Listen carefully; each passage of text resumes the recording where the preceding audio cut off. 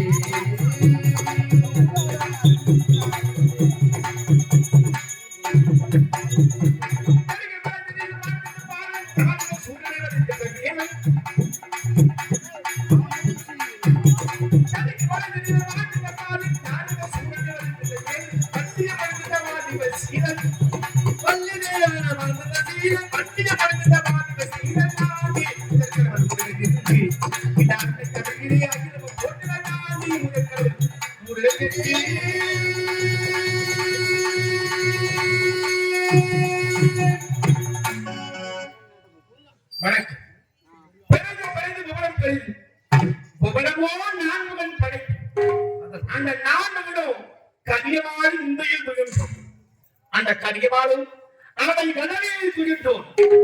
அவளை கடலும் ஒரு முனையின் கையில் இருக்கும் கலசத்தில் அடக்கும். கலசமோ புவியின் செலவன். இப்புவியோ அரவத்துக்கு ஒரு விரல் பாதம். அரவமோ உமையவள் சிறுவிரல் மோதிரம். அந்த உமையவளும் ஈசனாகி பெருமானுக்கு இடகாலத்தில் அடக்கும். அந்த ஈசனோ இது அமர்ந்து கொண்டிருக்கின்ற லட்சுமி ஆட்சி பொருந்தது திருச்சபையில் வாழ்ந்து கொண்டு வரக்கூடிய பக்தர்கள் உள்ளத்தில் உழைக்கிறார் இருக்கிறார். அப்பேற்பட்ட இந்த லட்சுமி ஆட்சி பொருந்த சபைக்கு அடியே தோன்றிருக்கிறேன். முருகன், கந்தன், கடம்பன், கார்த்திகை, செந்தில்வாணி தேவன் என்று பல நாடுகளை படைத்திருக்கிறேன். அப்படி படைத்த போதிலும் நான் ஏன் இந்த உலகத்தில் உட்படமாக வேண்டும்? ஆதியாய், அனாதையாய், அதுவரை பொருளாய், சோதியாய், சுடவழியாய், சூழ்மனை விளக்காய், நீதியாய் என்று நிலை வச்சிருக்கக்கூடிய பராபர வஸ்துவாய் இந்த உலகத்தை படைத்து காத்து ரட்சித்து மறைத்து அருளக்கூடிய ஐந்து உயிர்த்து வேறான ஆண்டவன் சாட்சால் பரம்போர் என்னுடைய தந்தை கைலைத்தின் ஆண்டு வரக்கூடிய முக்கந்தாயான பரம்பொருள் அப்படிப்பட்ட ஈசனுடைய நெற்றிக்கண்ணிலே பிறந்து சரவண பொய்கையிலே திறந்து கார்த்திகை பெண்களால் வளர்க்கப்பட்டு குகன், ஆறுமுகன், கந்தன், கடம்பன் என்று நாமங்களை படைத்து இந்த உலகத்தில் வாழும் மக்களுக்கெல்லாம் நினைத்தவழி தோன்றுகிற முருகான் என்ற மஞ்சத்துக்கு அதிபதியாகப்பட்டது. அப்படிப்பட்ட இந்த முருகன் நான் ஏன் தோன்ற வேண்டும்? எதற்காக தோன்ற வேண்டும்? என் புகழை இன்னொரு ஏன் பாட வேண்டும்? ஆதியிலே ஆயிரம் சிறப்படைத்த ஆதிசேஷனுக்கும் வாயு பகவானுக்கும் பெருத்த ஊர் வாக்குவாதம் வந்துவிட்டது. இந்த உலகத்தில் நான் காட்சி இல்லாவிட்டால் இந்த உலகத்தில் யாராலும் வாழவே முடியாது என்று வாயு பகவானுக்கு வருகின்றான். அதுவிட ஆயிரம் சிறப்புட்டு இந்த உலகத்தில் நான் தான் பார்க்கிறேன். இந்த ஆதிசேஷன் நான் இல்லை என்றால் இந்த உலகமே இயக்காது என்று இருவருக்கும் வாக்குவாதம். இந்த இருவரும் யார் வேண்டவர் என்று போட்டி வந்துவிட்டது. அப்படி என்றால் அதுவான் வேறுகள் வருவது இமைகள் வருவது அந்த இமைகள் பருவத்தை ஆயிரம் சிறப்பு ஆதிசேஷன் பட்டம் நான் எருக பற்றுகிறேன். வாயு பகவானே, உனக்கு வல்லவன் இருந்தால் உன் காட்சியெல்லாம் முழுமையாக செலுத்தி ஒருவேளை உன் காட்சிகளை அசைந்து விலகிவிட்டு நீ விசிவித்த காட்சிக்கு அசையாமல் இருக பற்றி விட்டு நின்றால் இந்த ஆதிசேஷன் தான் இந்த உலகத்தில் கடவுள் என்று நீங்கள் எல்லோரும் ஏற்றுக்கொள்ள வேண்டும் என்று இருவருக்கும் வாக்குவாதம். அந்த வாக்கு என்ற ஆங்கிலம் சிறப்படைந்த ஆதிசேஷன் மேலையில் பருவத்தை இதைகள் பற்றி கொண்டு விட்டார். காற்றவற்றை ஓங்கி அடிக்கும் பொழுது அதன் வல்லமையை பொறுக்க முடியாமல் சக்தி விலகி அந்த மேலையில் மலை பல துண்டுகளாக சிதறி விழுந்தது. வடக்கே விழுந்தது கண்ணமாபுரி பட்டணம், தெற்கே விழுந்தது இலங்காபுரி பட்டணம், கிழக்கே விழுந்தது ஆயிரம் ஆயிரம் என்று சொல்லக்கூடிய வீர மகேந்திராபுரி தேசம். அந்த வீர மகேந்திராபுரி தேசத்தை ஆண்டு வந்தார்கள். காசு முனிவருக்கும் திடீர்னு சொல்லக்கூடிய அம்மையாருக்கும் 66,000 கோடி அரக்கர் கூட்டங்கள் பிறந்தார்கள். அந்த அரக்கர் கூட்டத்தில் தலை சிறந்தவன் சூரபத்மன், தாருமன், சிம்மமுகன், அஜமுகி, பானுகோபன் என்று சொல்லக்கூடிய அரக்கர் கூட்டமெல்லாம் தோன்றினார்கள். பார்த்தார்கள் நம்முடைய அரக்கர் கூட்டமெல்லாம் எழுந்து கொண்டே வருகிறது, தேவர் கூட்டம் வாழ்ந்து கொண்டே வருகிறார்கள். அதனால் நாம் அனைவரும் ஒன்றிருந்து பரவை நோக்கி வரம் பெற வேண்டும் என்பதற்காகவே அனைவரும் ஒன்று கூடி நீலா இமாச்சலம் சென்று ஈசனை பணிந்து வரம் பெற்றார்கள். என்ன வரம் தெரியுமா? சாகாவரம், வேகாமல், போகாது செல்வம். ஈசன் முன்னே தோன்றி பக்தர்களில் பிறப்பு ஒன்று இருப்பாயானால் எல்லா மக்களுக்கு இறப்பு நிச்சயம் உண்டு. பிறப்பும் இறப்பும் இறந்தர கடந்த வாழ்க்கைதான் நம் மனித வாழ்க்கை. வந்தவர் இங்கே தங்கிவிட்டால் இந்த பூமியே தாங்காது. அதனால் எல்லோருக்கும் மரணம் உண்டு என்று ஈசன் சொன்னபடி ஆண்டவா, அப்படி ஒரு வேலைகளுக்கு மரணம் ஒன்று ஏற்படுமானால் ஒரு முகம் படைத்த இந்த மாணவர்கள் அவர்களால் மரணம் வரக்கூடாது. 2 முகப்படுத்தவன் யார்? அவன் தான் அக்னி தேவன், அவனாலும் மரணம் வரக்கூடாது. 3 முகப்படுத்தவன் யார்? அவன் தான் தத்தாத்திரியன், அவனாலும் எங்களுக்கு மரணம் வரக்கூடாது. 4 முகப்படுத்தவன் யார்? சக்தி வல்லத்தை ஆண்டவருக்கு பிரம்மதேவன், அவனாலும் எங்களுக்கு மரணம் வரக்கூடாது. ஏன்? நாங்கள் கேட்டபடி எங்கள் எதிரே தோன்றி என்ன வரம் வேண்டும் என்று கேட்டால் என்ன? ஈசா தற்புருஷம், அதுபோல மாமனிதன், சத்யோதானம், ஈசானவர்கள் சொல்லக்கூடிய 5 முகத்தோடு தோன்றிருக்கிறாயே, உன்னால் எங்களுக்கு மரணமே வரக்கூடாது. ஆனால் மரணம் ஒன்று வருமானால் உன் சக்தியை தவிர வேற எந்த சக்தியால் மரணமே வரக்கூடாது என்று வரத்தை பெற்றுவிட்டான் சூரபத்மன். வரங்களை கொடுத்து விட்டார் என் தந்தை. வரங்களை பெற்றுவிட்டோம் என்ற வரத்தின் தன்மை எல்லாம் 33 கோடி தேவரையெல்லாம் சிறைப்படுத்தி விட்டார் சூரபத்மன். பார்த்தாங்க எல்லா தேவர்களும். இப்பேற்பட்ட அரக்கருக்கு வரம் கொடுத்து யார்? கைதிக்கிற மலையில் வாழக்கூடிய நம்முடைய பரம்போடு ஈசத்தான் வரம் கொடுத்திருக்கிறார். அவனையே சென்று பார்ப்போம் என்று எல்லோரும் சென்றாலும் கைதிக்கிற மலைக்கு சென்று பார்த்தால் தன்னுடைய மனைவி இல்லாமல் என்னுடைய தஞ்சாவட்ட ஈசன் தட்சிணாமூர்த்தி கோலமாக கல்லாத மரத்தை கிடந்து கொண்டு தவறு செய்து கொண்டிருந்தார். பார்ப்பான் தேவன் ஆண்டவனோடு இப்போ தவறி வந்து கொண்டிருக்கிறார்.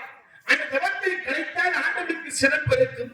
சிறப்பு இருந்துவிட்டால் நெற்றிக்கடை திறந்து பார்ப்பார். நெற்றிக்கடை திறந்து பார்த்தால் நான் எல்லோருமே எரிந்து சாம்பலாகுமே. அப்படி என்றால் ஆண்டவனை எப்படி தவத்தை கலைப்பது? நம்ம யாரால் ஒருவர்தான் அதை தவத்தை கலைக்க வேண்டும் எல்லோரும் கேட்ட பொழுது எல்லோரும் வைத்தார்கள். நெற்றிக்கு நிற்பமற்ற அந்த எல்லோரும் மாற வேண்டுமாக என்று கடைசியாக அழகாமரை பற்றி ஆளக்கூடிய மன்மதன் அழைத்தார்கள். மன்மதா, தேவர்கள் நிலமோடு வாழ வேண்டும் என்றால் எங்களுக்காக பரமனுடைய தவத்தை நீதான் கலைக்க வேண்டும் என்று மன்மதன் அழைத்து மன்மன் என்ன செய்தான்? 5 கண்ணுகள் நீலம், பச்சை, மரகதம் என்று சொல்லக்கூடிய ஒவ்வொரு கனியாக எடுத்து வீசுகிறான். பரமன் கண்ணை திறக்கவில்லை. கடைசியாக 5வது கனியாக காமக்கணி எடுத்து வீசினான் மன்மதன். அப்படி வீசுகின்ற போது கண்களை திறந்து பார்த்தால் என் தந்தை நெற்றிக்கணி திறந்து மன்மதனை அக்கடமையே இருந்து சாப்பிட மன்மத தகனம் முடிந்தவுடனே தேவனுடைய புற்றுநோக்கி பார்த்தார். தேவர்களே, மணந்த செந்தாமரை போலவா உங்கள் முகவருக்கு வேண்டும். அதை விட்டுவிட்டு இன்று மகவி கதுகரித்து தலைவிரித்த மரம் போல் காட்சியளித்தது என்ன நடந்தது என்று கேட்டதற்கு இறைவா, யார் என்னவன் கேட்டால்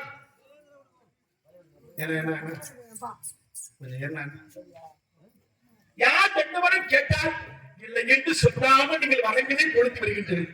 வரங்களை பற்றி கூட நேராக குடும்பம் தான் வருகிறார்கள். எங்களை எல்லோரும் வடிக்கிறார்கள். ஆண்டவருக்கு வரங்களை தாங்கள் தானே நான் தான் அறிவுறுத்தேன். அவளை எப்படி அழைக்க முடியும்? அவளை கொல்ல வேண்டாம், அவளை கொல்ல வேண்டாம், அவளை கொல்ல வேண்டாம்,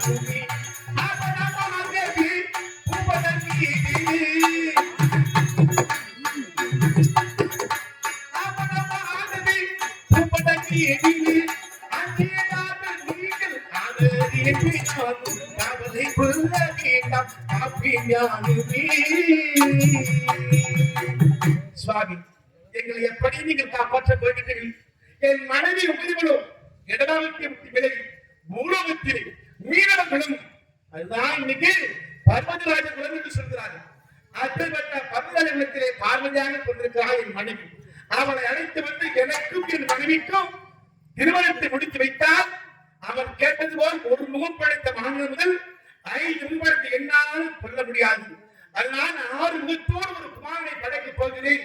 அப்படின்றால் எனக்கும் பார்வதிக்கும் திருமணம் வந்தால்தான் அந்த நிகழ்வு நடைபெறும் என்று என் தந்தையை சொன்னவர்கள் அனைத்து தேவர்கள் சென்று யுவமாவை பார்த்து பார்வதியை கொண்டு வந்து பார்வதிக்கும் பரமனுக்கும் திருமணம் நடந்தால்தான் பங்குனி உத்திரம் போச்சு.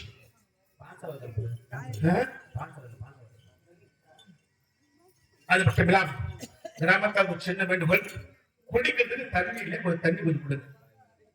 தண்ணி இல்லாம கஷ்டப்படுறாங்க நடிகருங்க, ஒரு தண்ணி கொடுங்க. அப்படி பவனனுக்கும் ஈசனுக்கும் பார்வதிக்கும் திருவண்ணாகிய நான் தான் பங்குனி உத்திரம்.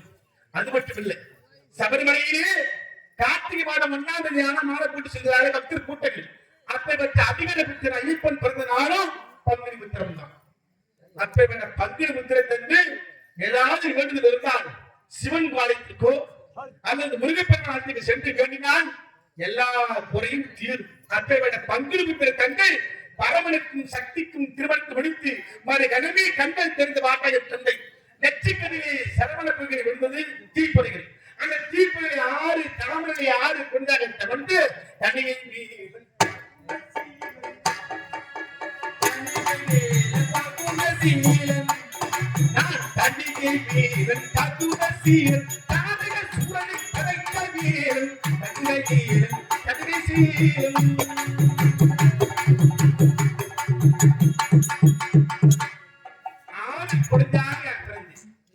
கார்த்திகை பெண்களை வரவழைத்து 6 குழந்தை வளர்த்ததனால்தான் எந்த ஒரு மாசமாக இருந்தாலும் கிருத்திகை கதி, அதுதான் கார்த்திகை பெண்கள் என்று கிருத்திகை நட்சத்திரங்களாக வானத்தை ஜொலித்துக் கொண்டிருக்கிறார்.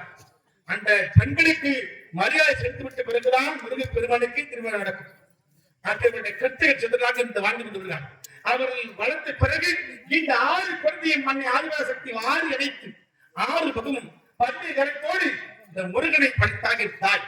அம்மா, என்னை படைத்த காரணம் என தாய். தேவன் எல்லோரும் இன்னல் பட்டுக் கொண்டிருக்கிறார்கள்.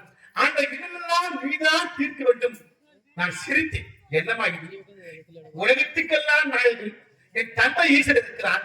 அவர்களால் தீர்க்க முடியாத குறையா நான் தீர்க்க போகிறேன். தேவனுக்கு ஒன்றால் முன்னின்று காப்பவை தாய்களவா? இந்த தாய் இருக்கும் போதல்லவா இந்த குமாரன் நான் சென்று அவர்கள் தீர்க்க வேண்டும்.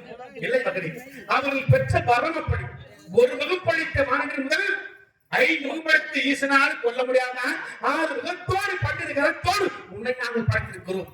சரி தாய், அரக்கர் கூட்டம் பல வரங்களை பெற்றவர்கள் வில் வாள் கதை கோதண்டம் என்று சொல்லக்கூடிய 32 ஆயுதங்களை வரங்களாக பெற்றிருக்கிறார்கள். ஆனால் நானும் சின்னஞ்சிறு பாலகன், எந்த ஒரு ஆயுதம் இல்லாமல் இருக்கிறேன். நான் சென்று எப்படி அவர்களை கொல்ல முடியும்? நீ தனிமையில் செல்ல வேண்டாம். உன்னோடு உன் தம்பிகளாக 9 பேரை படைத்திருக்கிறேன். அவள் தான் நவகுமாரர்கள். வீரபாக சொல்லக்கூடிய நவகுமாரர்களை உன்னை படைத்திருக்கிறேன். நீங்கள் அனைவரும் சென்று அரக்கர்களை இழுத்து தேவனை காப்பாற்ற வேண்டும். சரி தாய், படைத்து விட்டது. நான் எப்படி வெறுங்கையோட போக வேண்டும்? கவலை வேண்டாம்.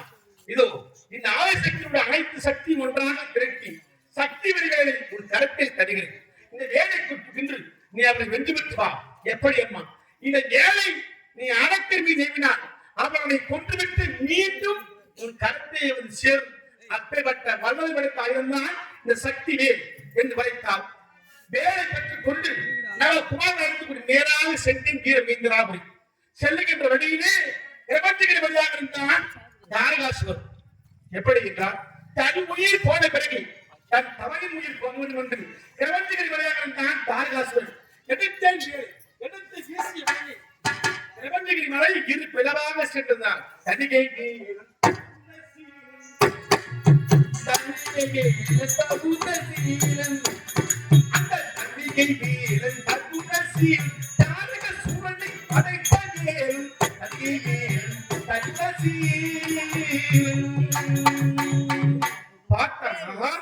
வந்திருக்கக்கூடிய சின்னந்தீர் பாலகன் தன் தம்பியை கொண்டிருக்கிறான். இது ஈஸ்வரத்தவர் வெறும் சக்தி நிலைகின்ற புரிந்த அசுரபக்தன் என்னோடு 16 ஆண்டுகள் யுத்தம் செய்தான். 16 ஆண்டுகள் யுத்தம் செய்து கடைசியில் நாம் மாலத்தான் போகிறோம் ஆண்டவா என்று என்னையே வேண்டிய இடம்தான் மயிலம். சூரபத்மன் முருகனை குறித்து தவம் செய்த இடம்தான் மயிலம் என்று சொல்லக்கூடிய இதோ இந்த விழுப்புரம் மாவட்டம் திண்டிவனம் வட்டம் அருகவிருக்கூடிய மயிலம் தான் சூரபத்மன் முருகன் தவம் செய்த இடம். அப்படி சென்ற பிறகு கடைசியாக எடுத்தே மேலே சூரபத்மனை கொன்று அவன் உணவை இரு பிறராக்கினேன். ஒரு பகுதியை மயிலாகவும் மற்றொரு பகுதியை சேவல் குடியாக புரிந்து நான் திருச்செந்தூர் என்ற மண்ணிலே செந்தில் வடிவதனாக சுப்பிரமணிய கடவுளாக உலகக்கெல்லாம் காட்சி கொடுத்துக் கொண்டிருக்கிறேன். பாட்டாங்க தேவரை போய் கேட்டதால் இந்த முருக பெருமானுக்கு ஏதாவது பரிசு கொடுக்க வேண்டுமே.